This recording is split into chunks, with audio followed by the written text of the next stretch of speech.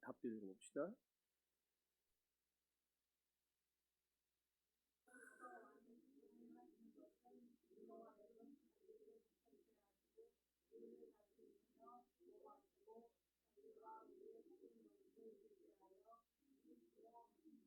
아멘. 이 예수님의 왕권 교리는요, 그 성경 저자들의 증언에 의해서도 확인이 되고, 또 하나는 예수님의 자증이 뭐냐면 자기 스스로 증거했다는 거예요. 예수님이 스스로 증거하는 거에서도 증명이 됩니다. 첫째로 신약 성경 저자들의 일방적 주장이 아니에요. 이거는요, 구약에서부터 이미 예언되어 왔던 겁니다. 그래서 다 한 줄 알고 내가 생각하고 있었더니, 자, 여러분 마태복음 2장 6절 한번 읽어보죠.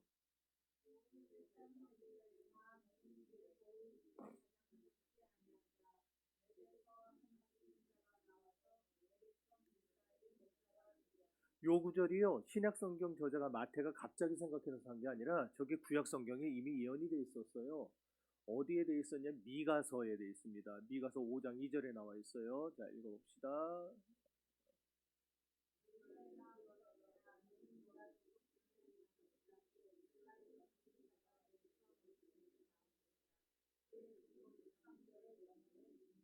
아멘.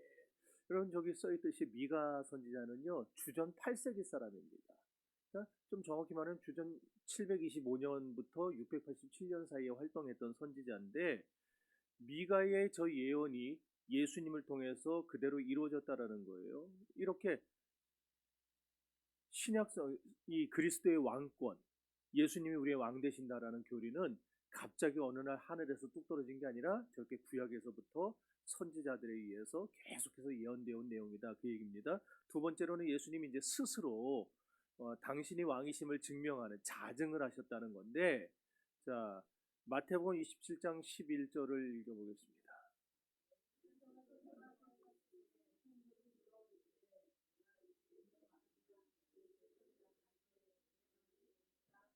네, 예수님이 스스로 내가 왕이다라고 인정을 하신 거예요. 그렇다면 예수님께 왕권이 있다는 말은 도대체 뭐냐? 첫째로 예수님이 왕이라는 말은요, 예수님은 모든 권세를 가진 분이라는 말입니다. 예수님은 모든 권세를 가지고 계세요. 모든 권세를. 자, 여러분 잘 알고 외우시는 마태복음 28장 18절입니다.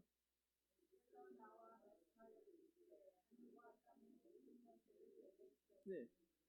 자, 하늘과 땅의 모든 권세를 하나님께서 예수 그리스도에게 주셨어요. 두 번째, 예수님께 왕권이 있다는 말. 지금 우리가 읽은 대로 하늘과 땅의 모든 권세를 가졌다는 건데, 그래서 예수님은 어떤 건 다스리고 어떤 건 못 다스리는 분이 아닙니다. 예수님은요, 땅에 존재하는, 그리고 하늘에 존재하는 모든 인격체를 다스리시는 분이라는 거예요. 네, 모든 인격체를 다스리세요. 자, 빌립보서 2장 9절에서 11절 말씀도 한번 읽어봅시다.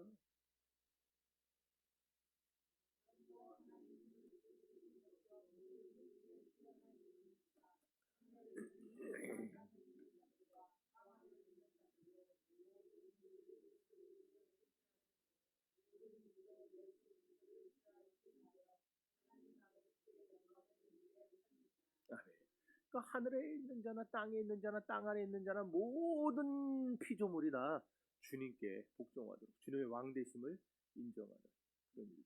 세 번째로 예수님께 왕권이 있다는 말은요, 사람에게만 적용되는 제한된 왕권이 아니고 자연 만물까지 다스리는 완전한 왕권을 행하신다는 말입니다.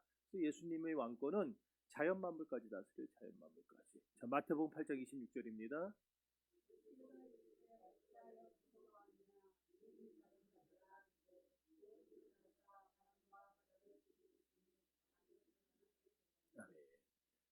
이렇게 자연 만물까지 예수님은 통치하시는 분. 네 번째로 예수님께 왕권이 있다는 말은 자연 만물을 다스리는 걸 뛰어넘어서 이제는 영적인 존재들까지, 마귀 사탄까지 제어하시고 내쫓으실 능력이 있다는 말입니다. 자, 그래서 요한복음 12장 31절.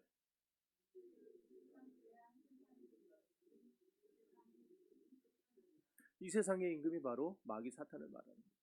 왜냐하면 예수님이 사탄을 심판하시면서 잠시 공중의 권세 잡은 자로 그를 내려보내시죠.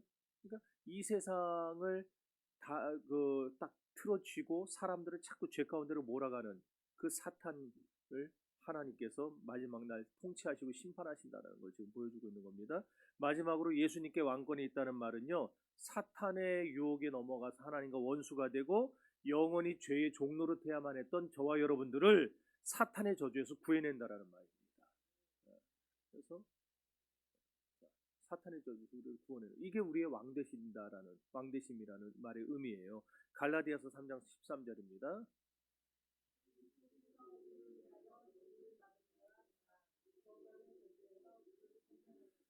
아멘. 자, 이렇게 예수님이 우리의 왕이에요. 우리의 왕. 예수님은 성경에 예언되어 오셨고 그 다음에 하늘과 땅과 땅 아래 있는 모든 것들을 다스리시고 자연 만물도 다스리시고 마귀의 영적인 존재들까지 다스리시고 그리고 영원히 죽어 지옥 갈 저와 여러분들을 율법의 저주에서 속량해내시고 구원하시는 이런 모든 걸 하는 진짜 왕이신데, 그러니 이런 진정한 왕을 모신 백성들이, 성도들이 마귀를 두려워할 이유는 없는 거죠. 우리는 마귀를 두려워해서는 안 됩니다. 사탄 마귀는 우리를 여전히 헤아려 들겠지만요, 그러나 우리의 왕이신 하나님은 마귀보다 강합니다. 할렐루야. 그러니 점 같은 거, 저런 뭐 저주 같은 거, 이런 거 무서워하지 마세요. 발람이 아무리 이스라엘을 저주하려고 했어도 하나님이 막으시니까 방법이 없어요. 방법이. 저주가 안 돼요. 여러분들은요, 저주가 안 통하는 사람이라고 믿으셔야지, 누가 조금 저주했다고 그냥 달달달달달 떨고 그러면 안 됩니다. 점 같은 거 보고, 내가 아주 신년 때마다 제일 스트레스 받는 게 기독교인이라는 걸 뻔히 하는 것들이 방송에 나가고 저기 사주팔자 보고 점 보고 뭐 그거 하는 거 토종교자 보고, 그러고 또 방송에서 그걸 또 얘기를 해요. 내가 점을 봤는데 내가 그냥 확 얘기하면 여러분도 나더러 과격하다 그랬을까, 확 찢어버리고 싶다. 하나님은 어떠시겠어요, 그 주둥이가. 점 같은 거, 그런 거에 겁먹지 마세요. 전 지금까지 점 한 번도 안 봤어도 잘 살고 있잖아요. 증거가 민수기 23장에 나오지 않습니까? 민수기 23장 한번 읽어봅시다. 자,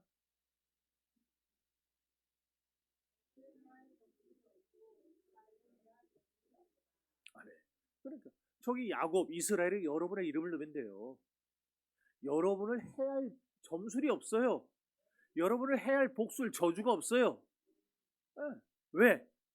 하나님 우리를 모든 저주에서 건져내시는 분이시니까. 우린 그분의 자녀잖아요. 그분을 통치하고 있잖아요. 그렇죠? 그러니 이렇게 우리의 모든 것, 왕의 왕이 되시는, 만왕의 왕 되시는 그리스도를 모시고 살아가는 우리들은 그럼 어떻게 살아가야 되느냐? 첫째로 우리는요, 오직 만왕의 왕이신 예수 그리스도께 순종하며 살아가야 합니다. 오늘의 예배는 구약의 제사와 같다고 할 수 있겠죠. 물론 똑같은 건 아니지만 의미상으로 구약의 제사하고 유사합니다. 구약에서 제사보다 더 중요한 게 있었나요? 중요한 게? 제사보다 더 중요한 게 있었어요? 저거 생각하지 말고, 구약에서 제사보다 중요한 게 어디 있었어요? 네. 제사 안 드리면은 하나님이 죽이셨는데 제사보다 중요한 게 어디 있어요? 그러니 이걸 바꿔 말하면 오늘날 우리 삶에서 예배보다 중요한 거는 없다는 겁니다. 예배보다 중요한 게 없어요. 그러기에 예배를 통해서 은혜 받는 성도는요, 하나님의 말씀대로 이제 우리가 구약의 제사가 뭐예요? 결국 하나님께 순종하는 걸 가르치기 위해서 제사를 드리는 건데, 결국 오늘날 예배도 우리는 예배 드리면서 하나님 앞에 순종하는 데까지 나가야 되는 겁니다.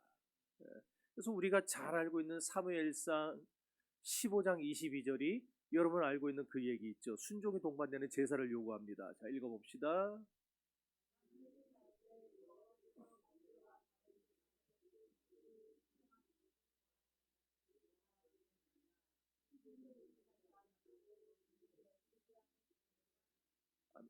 그리고 제사가 제일 중요한데 제사의 가장 중요한 정신이 순종이에요. 그렇다면 오늘날 제사와 예배는 같은 맥락이라고 했으니까 예배보다 중요한 게 없어요. 그러면 우리 예배를 통해서 뭘 배우고 나가야 되느냐? 매번 예배를 드리면 우리는 순종을 배우고 나가야 되는 거예요. 나가서 말씀을 들은 거 가지고 순종하며 한 주간을 사는 겁니다. 믿습니까? 예. 이게 그리스도 앞에서 우리가 살아가요. 두 번째로 만왕의 왕이신 그리스도께서 교회의 왕적 사명을 부여해 주셨어요. 예수님이 왕이시기 때문에 교회는 그분의 몸이잖아요. 우리는 그분의 자녀잖아요. 그러니까 우리들에게도 예수님이 가지신 왕적 그 직분은, 왕적 그 능력과 직분은 아니지만 왕적인 사명을 주셨다, 이 얘기예요. 그래서 교회는요, 이 왕적 사명을 받았기 때문에 이제는 성도들을 성경대로 가르쳐야 됩니다. 교회는 성경대로 성도를 가르쳐야지 세상의 법도대로, 사람의 이치대로 성도들을 가르치면 안 되는 거예요. 그래서 우리는 성도들을 성경대로 가르쳐요. 따라서 성도들이 만약에 죄를 범한다. 그럼 어떻게 돼야 되겠어요? 권징을 해야 되는 거예요. 절차를 따라서, 성경의 절차를 따라 치리와 권징을 해야 되는 겁니다. 어떤 분들은요 말합니다. 권징하면은 교인이 떠나지 않느냐, 뭐 그럴 수도 있겠죠. 하지만 곪은 것은 도려내야 됩니다. 제가 저기 약을 하나 갖다 놨어요. 저기 여러분 혹시 가실 때에 종기와 다래끼와 뭐 이런 데다 바르는 약이에요. 아, 나한테 뭐 자꾸 저런 걸 줘가지고 난 죽겠어요. 가서 종기 골마 쓰면은 짜고 약 발라야 될 거 아니에요. 그러잖아요. 치료해야 새살이 돋죠. 치료해야. 마찬가지입니다. 치료와 권징을 한다고 교인이 무조건 떠나는 것도 아니에요. 권징은 당사자를 바르게 세워요. 그리고 교회의 순결도 유지합니다. 굉장히 유익한 거예요. 기능이. 그래서 초대교회에서부터 쭉 저 치료와 권징이 계속해서 이어져 내려오다가 중세 때 천주교를 통해서 이게 변질됐죠. 아주 그냥 지들 마음에 안 들면 무조건 다 마녀라 그러고 막 귀신 들렸다 그러고 다 잡아 죽였어요. 그러다가 그게 회복된 게 어디서 회복됐냐? 종교개혁을 통해서 회복됩니다. 그래서 우리 개혁주의는요, 초대교회와 종교개혁의 전통을 이어받아서 이 치료와 권징을 적절하게 사용을 합니다. 그런데 이게 한국교회에 들어와서 초기에는 잘 활용이 됐는데 70년대서부터 교회가 급성장하면서 치리와 권징이 사라졌어요. 왜? 그전에는요, 교인이 그렇게 많지는 않았잖아요. 많았다고 하더라도 다 이 요즘 같은 이런 대형 교회들이 없었어요. 그 당시에는. 다 교회들이요, 큰 교회라 봐야 뭐 1000명이 될까 말까 하나 다 그랬지. 대부분 다 그냥 200명, 300명 요런 교회들이었어요. 아니면 100명 요 정도 되는 교회들. 그런 교회가 수없이 많았죠. 그러다 보니까 이 교회에서 저쪽으로 갈 때에 그냥 막 갈 수가 없어요. 교회에서 담임 목사님에게 허락을 받으면은 담임 목사님이 이명서를 써줍니다. 그리고 이명서를 가지고 가서 저쪽 교회에 내야 그 교회에서 이 사람이 어느 교회에서 세례를 받았고 어느 교회에서 집사 직분을 받았고 어느 교회에서 훈련을 잘 받아 왔구나. 그걸 보고 받아주는 거예요. 그리고 또 그 교회 전화를 합니다. 담임 목사님한테. 귀한 성도님을 보내주셔서 감사합니다. 제가 부족하지만 잘 섬기겠습니다. 잘 양육하겠습니다. 그리고 이쪽 목사님이 또 우리 교인 잘 좀 부탁드린다고. 그러면서 계속 교류하면서 그 교인의 영적 성장을 도와요. 근데 이런 좋은 전통이 갑자기 그냥 교회가 막 급성장하게 되면서 사람들이 몰려들잖아요. 그러니까 이 사람 들어왔다 나갔다 하다 보니까 이게 싹 사라져버린 거예요. 안타까운 현상이 있죠. 오늘날 한국교회는요, 좋은 모습들이 많습니다. 한국교회만큼 열심히 있는 교인들이 없어요. 나가보면. 한국교회만큼 정말 헌신적인 교인들도 없습니다. 자기들의 시간, 자기들의 그 물질, 이렇게 헌신해가면서 신앙생활하는 사람들 찾아보기 드뭅니다. 특히나 동남아 사람들은요, 게을러가지고, 그 복음이 들어간 지 지금 200년, 300년, 필리핀은 300년이 됐어요. 개신교가 들어간 지가. 태국도 200년 됐습니다. 아세요? 태국이 기독교 들어간 지 200년 됐다는 거? 근데도 아직도 저러잖아요. 여전히 선교사단에도 손 벌리고 있고 자립이 안 돼요. 이걸 보면 한국계 교인들만큼 정말 대단한 교인들은 없어요. 내가 봐도. 그런데 거기에서 치리와 건쟁이 빠져버리면서 교회가 자꾸 혼탁하게 돼요. A 교회에서 문제를 일으킨 성도를, 교인을 B 교회에서 검증 안 하고 그냥 받아버려요. 그래 나중에 거기서 또 문제를 일으켜요. 이렇게 한국 교회가 그 결과 하나님의 영광 가렸죠. 교회의 영광 가렸죠. 그리고 말씀의 영광을 가렸죠. 이렇게 영광이 점점 사라져버리고 있는 겁니다. 오늘날이 이가봇의 시대가 돼가고 있는 것 같아요. 하나님의 영광이 점점 사라집니다. 교회에서.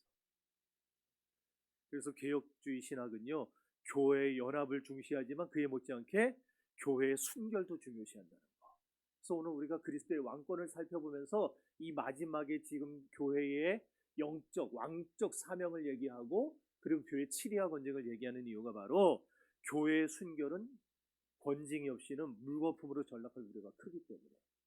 그래서 이 점을 꼭 기억하고 우리 교회는 성경대로 성도들을 다스리는 교회가 되어야 될 것이고, 그리고 그렇게 함으로써 민족의 앞날에 소망을 주고 새 시대를 향한 요가 안 보여줬네. 네. 성경 세상으로부터 존경받는 공동체가 돼요. 새 시대를 향한 비전을 제시해주는 공동체가 되어야 합니다. 믿습니까? 우리 교회가 그런 교회가 될 수 있기를 바라고, 여러분들이 그런 왕적 사명을 제대로 감당할 수 있는 살아있는 성도들이 될 수 있기를 바랍니다. 자, 이제 우리 다 같이 기도합시다.